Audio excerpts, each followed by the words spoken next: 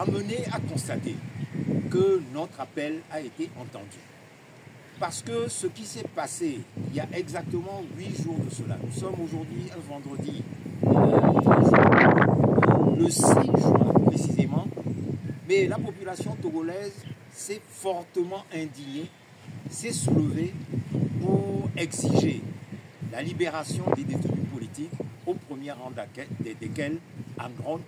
qui a été simplement arrêté parce qu'il n'a fait que dire des vérités que beaucoup d'institutions auparavant ont dites, notamment sur la politique de répression qu'il y a dans le pays, la mauvaise gouvernance, les arrestations arbitraires, le viol de la démocratie, le viol de la Constitution et toutes sortes de choses que le peuple togolais connaît, qu'elle est habitué. Et notamment cette 5e République imposée à coup de force qui instaure le Togo comme une sorte de monarchie où le peuple n'aura plus droit de dire son mot sur le choix de celui qui va le conduire. Et parce que Amron a dit cela et d'autres avec lui, eh bien, ils ont été arrêtés. Et cette fois-là, ça a été la goutte d'eau qui a fait déborder le vase.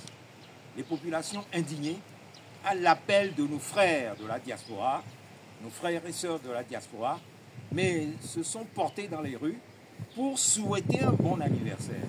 à Faure Gnassingbé, mais simplement pour lui dire que le temps pendant lequel il a conduit le Togo suffit et qu'il faut qu'il quitte le pouvoir pour que toute la mal-vie que connaît le peuple puisse s'arrêter. Et je vois à partir de là le signe que l'appel que nous avons lancé à notre père de l'indépendance, père de la nation togolaise, mais a été entendu et qu'il a pénétré le corps du peuple togolais, des citoyens togolais, mais pour qu'ils s'insurgent contre le sort qu'il leur est fait. Et pour cela, aujourd'hui spécialement, une semaine après, nous avons tenu à renouveler notre serment d'être présent sur sa tombe tous les 13 et pour le remercier pour cette tâche qu'il a accomplie et pour lui demander qu'il fasse plus. Parce que dans ce mouvement qui s'est développé, mais beaucoup d'arrestations arbitraires ont eu lieu. Si certains de nos camarades qui ont parlé avant moi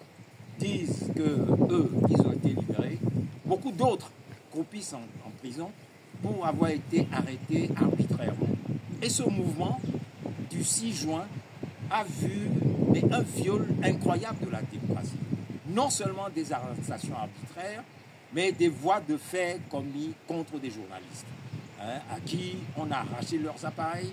qu'on a arrêté, conduit au commissariat pour qu'ils effacent les enregistrements qu'ils ont faits sur leurs appareils. Toute chose qui viole les droits les plus élémentaires des citoyens